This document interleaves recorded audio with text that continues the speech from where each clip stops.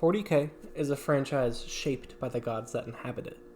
In 40k, a god is a being that exists within the warp, but has contact with the material universe. In the previous episode, I talked about how extreme human emotions will feed into the warp pipeline of the chaos gods and their demons, but obviously they aren't alone in the warp.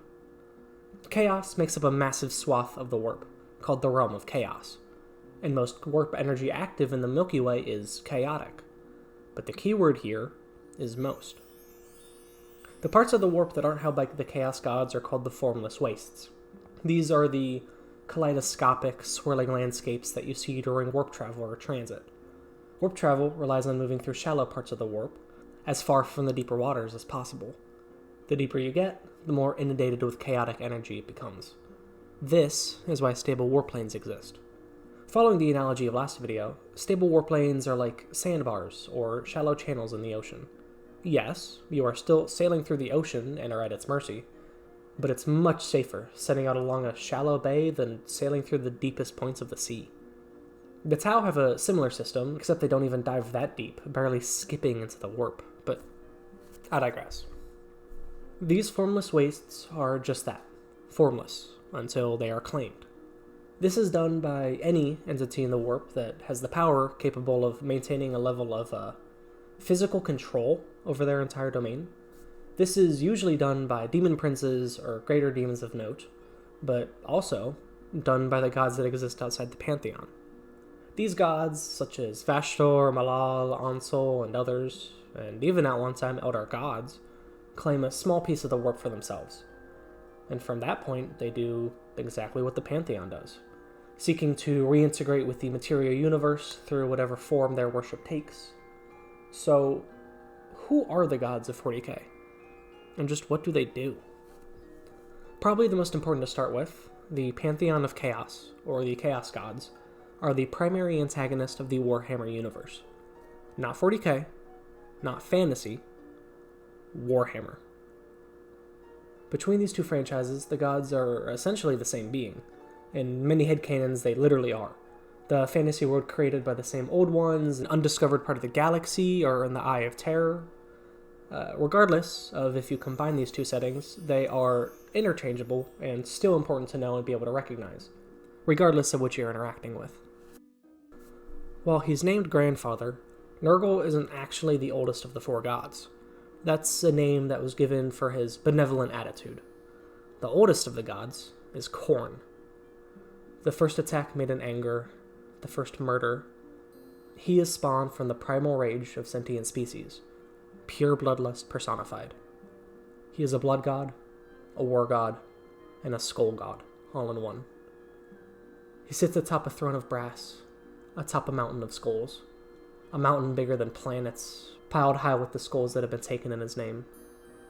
His color is red, and his holy number is 8, reflected by his 8 champion bloodthirsters, 8 legions of demons, and 8 syllables in the names of his lesser demons. It is said that Khorne cares not from whence the blood flows, only that it does. So to ensure this, he revels in the slaughter of close-quarter combat. Khorne is consummate brutality, and his followers love the chainsword, the chain axe, and anything else that can rip and tear. Shooting from a distance is cowardly, and magic is the most hated of weapons. Khorne grants his champions items, such as the brass collar, that will make them immune to magic, so they can hunt the cowardly sorcerers better.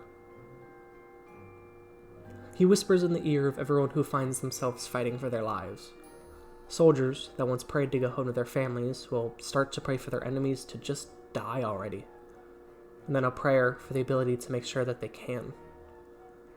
People with diseased or damaged minds will find that they can find a type of peace or respite in the heat of battle, sating this lethal addiction. Those that truly worship him are pinnacles of martial prowess and strength, easily carving through battle lines with rage on their lips. But these same people are incapable of anything other than war. In moments of calm, their muscles will twitch with a desire to kill, physically restraining themselves, if possible. The most famous, or infamous, champions of Khorne are the existing warbands of the World Eater's Space Marine Legion. The 12th Legion of the Imperium during the Horus Heresy, they were a savage group, even before reuniting with their Primarch. They were called the Warhounds, and it was understood you didn't release them on a planet unless the civilian populace was entirely expendable. When they finally met their father, he despised them, killing many of them in a rage because of the loss of his home planet. When he finally accepted them, he required the apothecaries to implant the butcher's nails directly into every battle brother's brain. These nails mutilate a person's mind, sending ticks of pain directly into their skull whenever they aren't fighting. It's a forced addiction that can only be delayed by bloodshed. Since the Scouring and 10,000 years of attrition, very few original members of the Legion exist. But over these same 10,000 years, many other Astartes have fallen to the calling of Khorne, and these new members carry on the brutal, martial, and simple traditions they had, such as the fighting pits. Khorne's champions swim in an ocean of bloodshed, death, and loose skulls, worshipping their god with torrential wrath and fury. Karn, Skarbrand, Angron, Kabanda, his greatest champions are his bloodthirsters, massive, cloven-hoofed beasts that fly above the battlefield, finding enemies whose death has meaning. In the Warp, Khorne's domain is one, obviously, of war. Entire planets consumed by close-quarters mayhem, death, and agony, only for the next day, those that died to come back to life, to fight once again in his name. Mountain ranges of volcanoes and oceans of magma frame planet-killing warfare, dousing it all in a deep shade of red.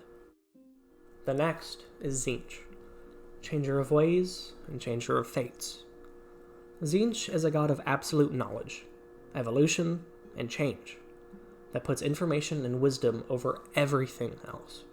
He is capable of seeing every strand of possible futures and pasts, scheming constantly and in more advanced ways than comprehensible by mortal beings. His color is blue, but also a shifting rainbow of many colors. His holy number is 9. Mortals feed into him by desiring knowledge, information, or the mind to scheme better than others. Researchers that believe they can harness the power of the warp. Aristocrats that constantly plot and scheme upon the downfall of their rivals and family members. Menial servants that covet the power of their masters. Trickery and foresight is Tzeentch's trade, and he is a master at it.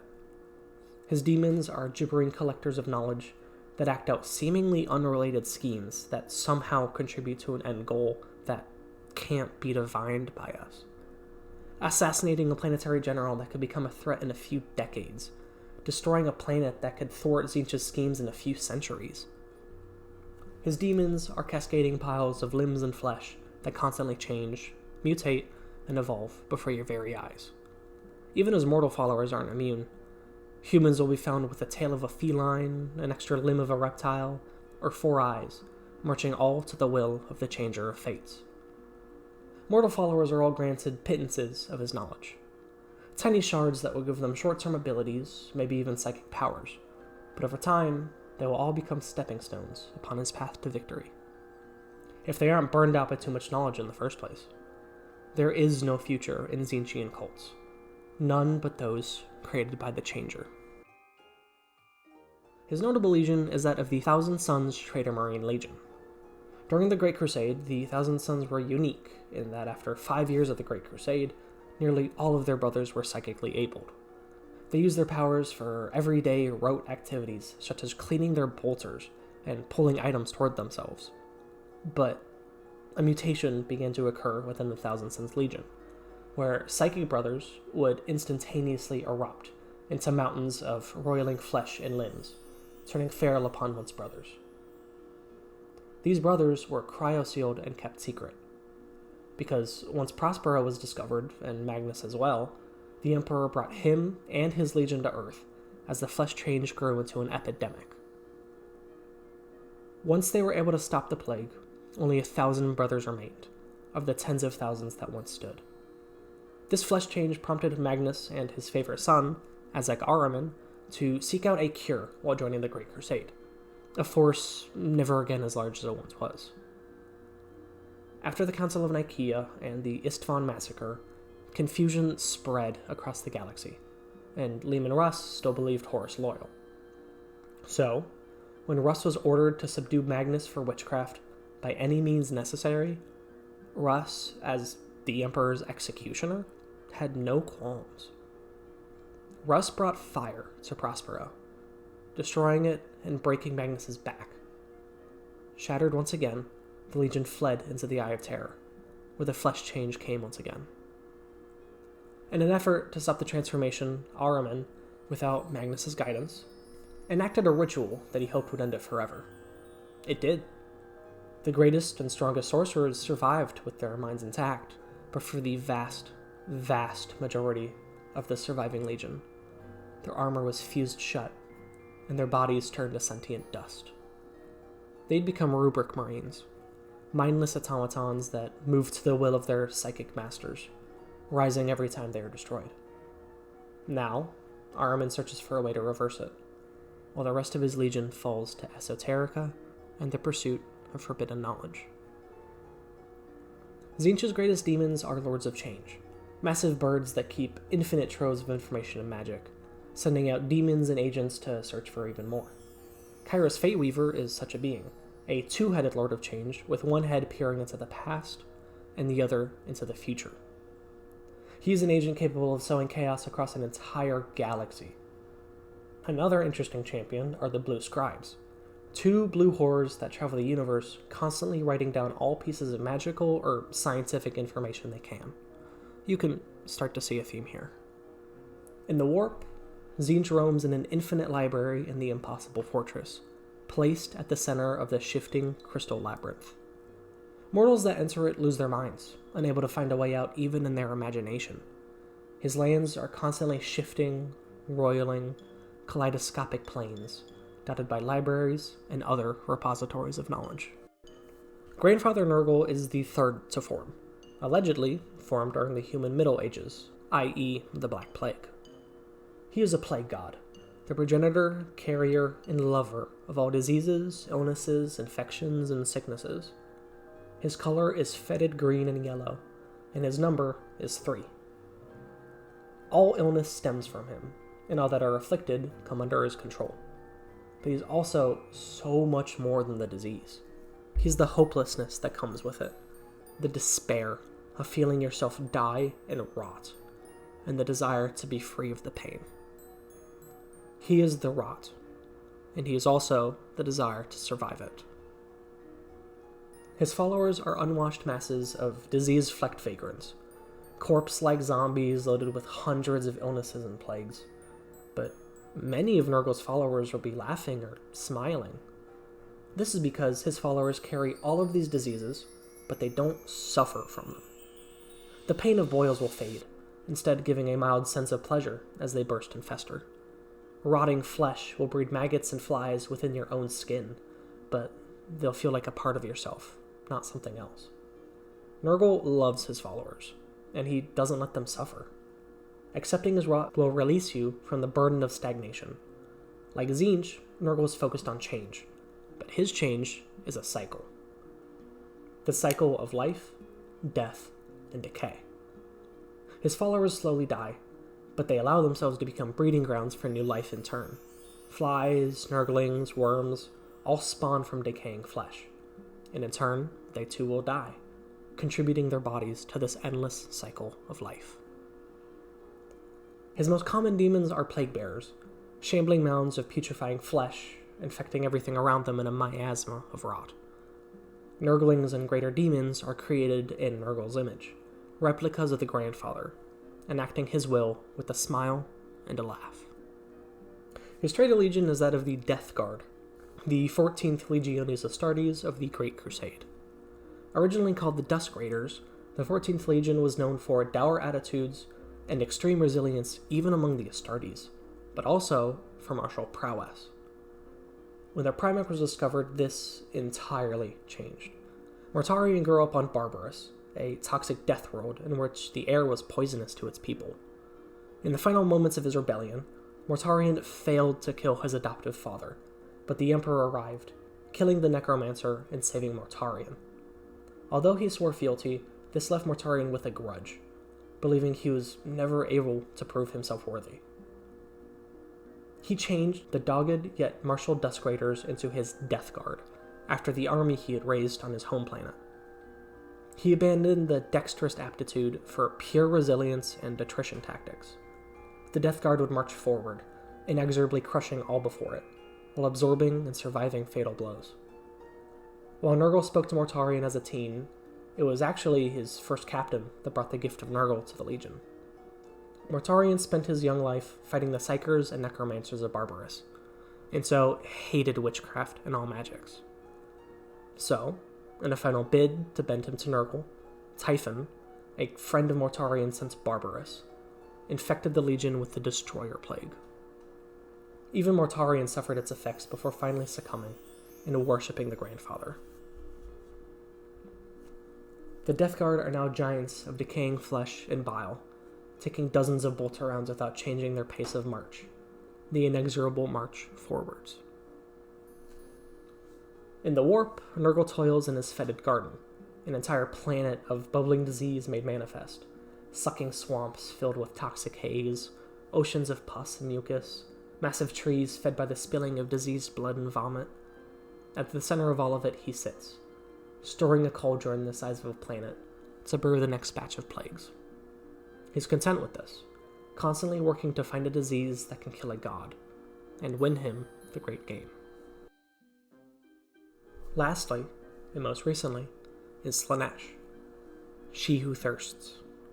Slaanesh is a hermaphroditic god, with both male and female attributes. He/she/they are a god of lust, excess, and gratification. She was born in the 20th millennium, spawned by the absolute hedonism and carnal cravings of the Eldar at the height of their power. As such, Slaanesh is a god that desires ultimate excess. Whether this be sexual in nature, melodic, or hallucinogenic, nothing is ever enough. Paintings created with godlike care, drugs that make fentanyl and trank look like Flintstone vitamins, more. He always wants more. Their color is pink or purple, and their number is 6. People that follow Slaanesh will start by experiencing sensory input with absolute pleasure. Music sounds angelic, food is always divine, hallucinogenic drugs make them feel pure ecstasy. But much like chronic drug users, the high is never the same a second time. Food will never again seem so perfectly seasoned. Music will always seem just a little bit off. Drugs will never feel just as strong. Worshippers will constantly and actively need more and more to reach the same levels. Missionary doesn't cut it anymore, so maybe they'll have a third person with them. Maybe it feels better if that third person cuts you while you do it. Maybe even better if you kill your partner during it. It's an endless rabbit hole of absolute depravity that only grows worse and worse until even killing gives them no release. Slaanesh's demons are hermaphroditic as well, usually scantily clad quasi-humans with non-human attributes. Demonettes are women with the hands of crabs and the faces of monsters. But her greater demons are keepers of secrets, massive hermaphrodites with 2 curving blades. Their fighting is a beautiful, almost pleasure-inducing dance of death and performance, blending ecstasy and agony for the viewers and its victims. Slaanesh's champion legion is that of the Emperor's Children, the Third Legion. Known as the Emperor's Children even then, the Third Legion prided itself on perfecting their chosen forms of warfare, whether martial or otherwise. This can be seen as the Emperor's Children were often picked as diplomats and equerries, giving advice and honesty in equal measure. They were very well spoken and surprisingly handsome, a trait found lacking in almost all other battle brothers. This choice of diplomacy and honesty was created by 2 simultaneous disasters, almost forcing the Legion into a slow descent of failure. Astartes are created by implanting a gene seed into an exceptionally resilient human being, a gene seed that rewrites the human's anatomy and physiology into that of an Astartes warrior. In 2 occurrences, all of the Emperor's Children's gene seed was wiped out, making it impossible to create new brothers. The only way, then, to reclaim gene seed is from fallen brothers, a process that isn't always reliable. While they thought themselves doomed to obscurity, their Primarch was found quickly on the world of Chemos. Fulgrim grew up in a world where barely enough food or supplies were made to get by, and nothing could be wasted. As a Primarch, Fulgrim began improving and modifying their machines as a child, then their processing system, and then society. He transformed a mining world, mostly dead and brutal, into a civilized world, a feat that few other Primarchs can boast of. While saving the remaining legionaries, Fulgrim pushed for the achievement of perfection.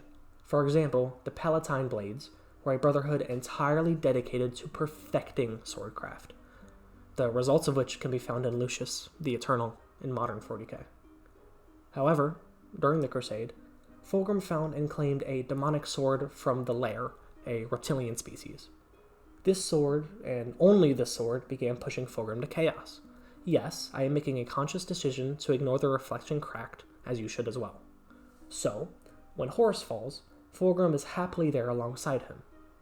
Astartes are no more immune to the call of Slaanesh than they are to pleasure, and their fall was swift. Even before the end of the heresy, in under 7 years, other traitor legions openly voiced their disgust at the depravity and debauchery of the children's ships and bastions.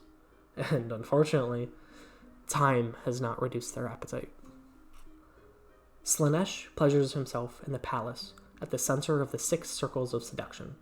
Each circle is a trial and a test that seeks to pull you off the path. The path being one's journey through the Princess of Pleasure's domain. Decades can pass as they make their way further and further down. It's said that anyone that can surpass all 6 levels can have an audience with Slaanesh, and his blessing as well. With all 4 of these gods empowered by such extreme emotions and actions taken in their names, they seem all-powerful and unstoppable. However, all 4 gods have schemes of their own. All of them fight for their own dominance. Every god fighting to make themselves ascendant. In this attempt, they created what is known as the Great Game. Every god has infinite legions of demons at their beck and call, and entire solar systems they control, so their warfare is cataclysmic. Their war on the warp is constant, with thousands of demons dying every day, only to be reborn again to fight. Much like the waves of the warp, they come and go in power, with a god being the most powerful only until the others join forces to weaken them. In this way, no one god can be strong enough to completely take control, and anyone that rises above will always be brought down again in time. They understand this, and see it all simply as a great game, with temporary winners and losers. Now, these 4 are the pantheon of chaos, the 4 major powers of the warp, but there are also other minor chaos gods as well. Vashtorr the Archithane is a minor chaos god that controls the Forge of Souls. He is unpledged to any singular god, instead worshipping chaos undivided, with his own cult of the Archithane. He acts as a weapon dealer to the other 4 major gods, using the Forge of Souls to craft powerful demonic weapons, siege weapons, and demon engines to be sold to the highest bidder. His emotional attachment is through the desire of invention and creation, those that obsessively seek to advance or improve technology to the absolute pinnacle of achievement. This is interesting, but it also makes sense when you look at the Mechanicus. The Adeptus Mechanicus seeks to recreate technology that has already been built. They seek STCs and ancient knowledge to recreate the best possible version of technology. They don't want to improve what they already have because they see it as a waste of time. The best version of it has already been built. They just have to recreate it. So, extreme members of the cult that begin experimenting will, of course, feed into Vashtorr, giving another in-lore reason for the slow decline of the Imperium's technology. At the end of the day, Vashtorr seeks to become a 5th Chaos God, but time will tell if he succeeds. Malice, or Malal, is an antithetical Chaos God. Now, firstly, it should be said that Malice is not technically canon. He was introduced in very, very early editions of both Fantasy and 40k, but has not been seen since. Due to some copyright and legal issues, Game Workshop is not technically allowed to use the god, due to a parting of intellectual property through authors. However, the Sons of Malice are a renegade Space Marine chapter that has openly joined the Minor God, waging war even through the 13th Black Crusade. This is again one of those examples of personal canon that you can choose to accept or not, but due to how recently they've been written, I personally do. Malal is a god that wants to defeat and dethrone the Chaos Pantheon, creating champions that seek to do so while on the brink of corruption themselves. His colors are black and white, and his holy number is 11. The Great Game is a balancing act that requires all 4 gods to participate to work, but the gods have worked cooperatively before to achieve some goals, i.e. Horus and Abaddon. So if Malal exists, and hasn't been teamed up on by the other 4, then something must be keeping them at bay. And that's interesting to me, more so than a god that simply hates other gods. Lastly, there are 3 other minor gods that definitely aren't canon, but really should be. These are Ansel, Morek, and Fraz-Itar. These are minor gods that the only real knowledge we know of them is that they receive worship through applying and grafting spikes and sharp edges to one's own armor. Now, these 3 are created as a play on the names of 3 of the founders of Warhammer, Brian Ansel, Michael Moorcock, and Frank Frazetta. But I still enjoy it. It gives a nice lore reason why all of these traders are just so spiky, other than for cool points. Also, the Trader Marine Raptors, a newer formation, are absolutely encrusted in spikes and blades, and it's been alluded to that they worship a minor god/gods. In my mind, this is only evidence for these 3 being around in some regard. There are, of course, other gods than the Chaos Gods. The Greenskins Gork and Mork, the crafted Eldar Gods, etc., but let's not get ahead of ourselves. Gork and Mork are the twin deities of the Greenskins in 40k. Gork is brutal but cunning, and Mork is cunning but brutal. This, in simplicity, are the gods. Orcs have simple emotions and thoughts, so they created simple gods too. While seeking a way to explain the difference between these 2 gods, I found that the Warhammer Wiki does a great job with this, saying, Mork hits you when you aren't looking, and Gork hits you even harder when you are. The 2 gods are interchangeable, as they are essentially one entity, but a slight distinction could be made. Gork is the more common of the 2, simple brutality mimicked by all of the average greenskin boys in the galaxy. Mork has a hint of scheming in him, so he's favored by the odd boys, the so-called thinkers of the orcs. The Blood Axes in particular revere Mork for his teaches on incomprehensible topics, such as stealth and not shooting immediately. While not necessarily canon, Warhammer Fantasy has an interesting take on Gork and Mork. Fantasy states that Gork and Mork aren't really the true god of the Greenskins, but instead, Gorka Morka was a 2-headed being that held both identities. During the Age of Myth, Gorka Morka was split by the Greenskins themselves, after they fell to infighting and civil war. It's only when the race is united in purpose and direction that once again, Gorka Morka can reform itself into one being. This is a really interesting idea when held with the Quarks of 40k. The Quarks were a race created by the Old Ones, a race of incredibly advanced builders and craftsmen that made obscenely powerful weapons and tools to be used in the War of Heaven. Obviously, once the Old Ones vanished, the Orcs did the very same thing, falling to infighting and strife. Most of their knowledge was lost, and they now spread like a virus across the galaxy, worshipping Gork and Mork. Gork and Mork were obviously formed in the warp much after the decline and after the leaving of the Old Ones, but if the days of the Quark were to come back, who's to say Gorka Morka wouldn't be formed by this united purpose?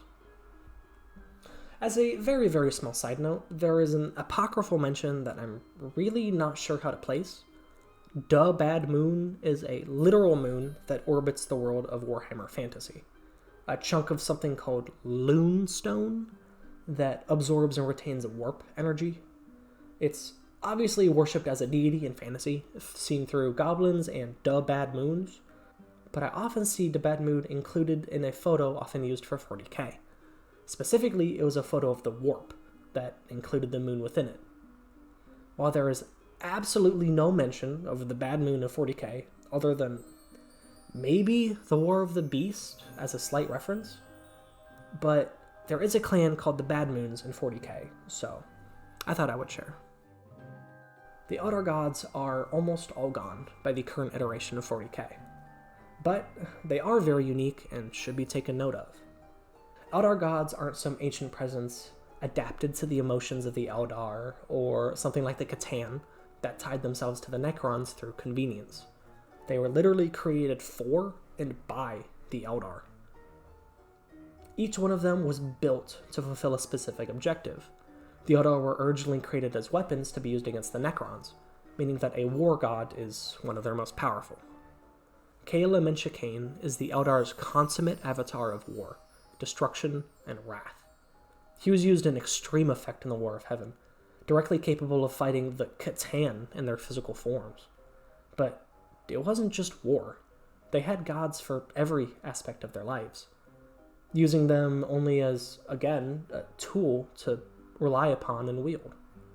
The leader of the Eldar pantheon was Asuryan, the Phoenix King of the Eldar. He is credited with strengthening the Eldar's psychic powers, allowing them to be so potent when wielding it. Val was the Eldar god of the Forge, the direct opposite of Kala Menshikane. The god of creation came in direct conflict with the god of war, forging a sword to wield against him, but still losing. Because of this, he is always depicted as injured and bound to his forge. Isha is the Eldar god of fertility and the harvest, the mother god of the Eldar. She is also tied to the Eldar's health. She teaches mortals the cures to Nurgle's diseases. Next is Kegarak, the trickster god. He is the patron of the Harlequins, the performative, mysterious troupe that hides within the webway. Despite his tricksy nature, he is also the god of art, both physical and performative, bleeding into the Harlequins themselves.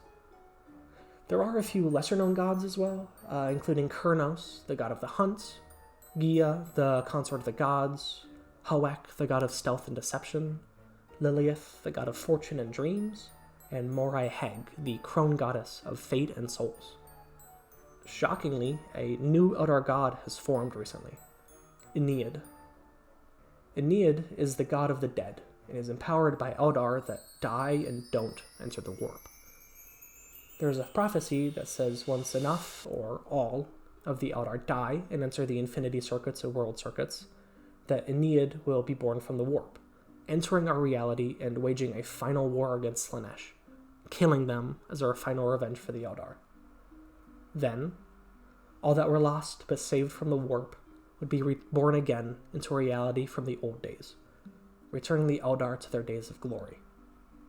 This belief has created the Inari cult, a collection of Asuryan, the Craftworld Eldar, the Drukhari, and the Harlequins to band together under this one banner, fighting to return their race once and for all. While not exactly Kala Menshikane, the Exodites, the other group of Eldar, have created their own minor gods that they worship and follow as well. They aren't the wieldable tools of old gods, but they are worshipped deities nonetheless. The Scorpion God, the Serpent God, and the Cobra God are aspects of their more simplistic lifestyles, seeing them more as ideals to follow rather than gods to dialogue or interact with. So, now we're left with the most controversial of the gods in 40k, the Emperor of Man. The perpetual that is the Emperor has sat on the Golden Throne for over 10,000 years. The throne is killing him as fast as his perpetual body can revive him, leaving him in a constant state of unlife. He can't move, speak, even breathe, but still he survives. While disagreements abound, I think it must be made clear at this point that the Emperor is not a god, but the Emperor exists in the warp. Let me say this again. The Emperor of mankind himself is not in the warp. His soul didn't get transferred there through narrative plot convenience. Just look at the Chaos Gods. How were they formed? Where did they come from? The corpse emperor that still sits on the throne is not a god, but the amalgamation of trillions of souls of worship and sacrifice created a god in his image, the ideal personification of the god of the imperial faith. In the final books of the Horus Heresy, the Siege of Terra, we're allowed to see Malkador's perspective as he sits on the golden throne. absolute agony combined with the power to see everything and anything he wants. The biggest agony of all, however, is that he was incapable of doing anything about it. He states that the worst pain is gaining the infinite knowledge of the universe with nothing to do with it. The Emperor is a much, much, much more powerful psyker and perpetual than Malcador. So, if someone were to find a way to enact their will, it would be him. But this rings false to me. As he sat on the Golden Throne during the Heresy, he held back a constant tsunami of demonic power and chaos flooding from the destroyed webway of the Impossible City. So, as he sat on the throne, using his will to hold it back, he was able to see the dream he had crafted over 46,000 years burning down around him. Half of his sons turn traitor, one of them dies, the loyalists are scattered and confused, trillions die in Horus's burning of the universe. This all occurred while the Emperor was, alive and well, and he did nothing overt to stop Horus's advance. Now look at modern-day 40k. He's a literal corpse on the Golden Throne, unmoving for 10,000 years. But now we have Imperial Saints and the Legion of the Damned? Men and women can die and come back to life, literally transforming into a vessel of absolute power to smite the Emperor's foes. Saint Celestine, a revered living saint, has died several times, always coming back to fight the tides. Really? The absolutely secular and science-driven Emperor is going to start leaning into a religion? Yes, 10,000 years have passed, and he's been in pain that whole time. So sure, creating a savior complex would probably happen to anybody, if they don't turn spiteful. There's also a note that should be said about the Star Child and the Sensei of 40k. Yes, Sensei. Hold on, don't worry, it gets worse. These Sensei are the direct children of the Emperor, spawned from his time with a mortal woman. There is a prophecy that says once all these Sensei are found, the Star Child, or the reincarnation of the Emperor, will be born. Because of this, these Sensei are found, protected, groomed, and trained by the Illuminati. Yes, I too am cringing at saying the word, but please keep in mind that both of these terms were taken during a time when they weren't household names. The Illuminati was literally a secret society in the 90s, catapulted into public knowledge by media such as Nicolas Cage's National Treasure.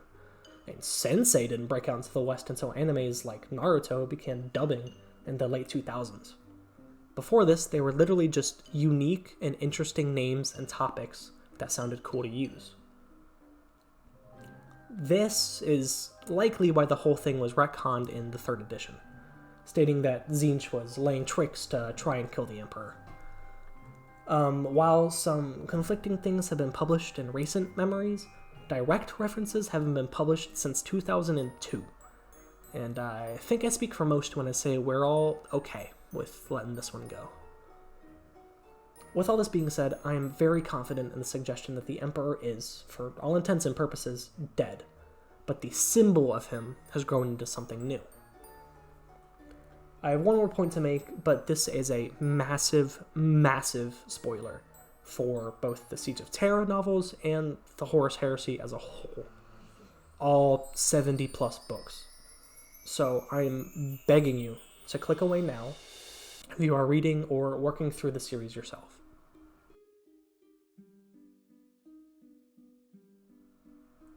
In The End of the Death, Part 2, it is revealed that the Dark King of the Horus Heresy, teased since before Horus Rising was published, is not, in fact, Horus.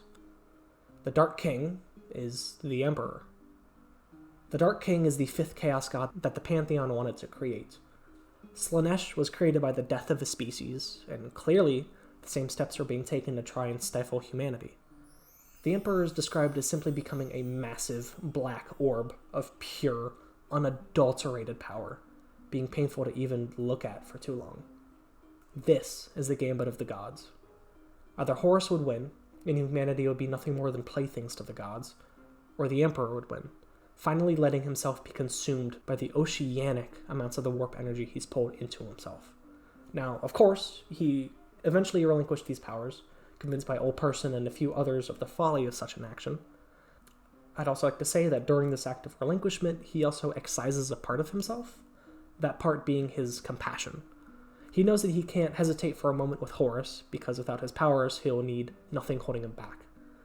So, excising this piece of his compassion sounds eerily similar to the prophecy of the Star Child, an avatar being born from this lost piece of the Emperor's compassion. But please, GW, don't bring the Illuminati back. Anyways, because of these scenes, a lot of people have placed credence on the idea that he's slowly becoming aware upon the Golden Throne, but the circumstances couldn't be more different.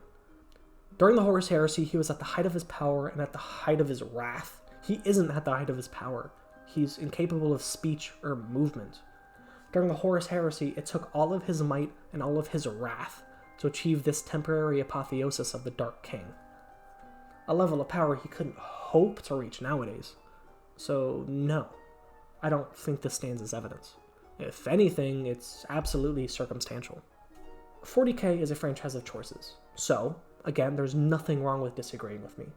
There are many, many, many good points on both sides of this argument. But personally, I don't believe the Emperor has started becoming ambulatory in recent lore. I believe a creation of his image is starting to become self-aware. The Emperor is dead. Long live the Emperor.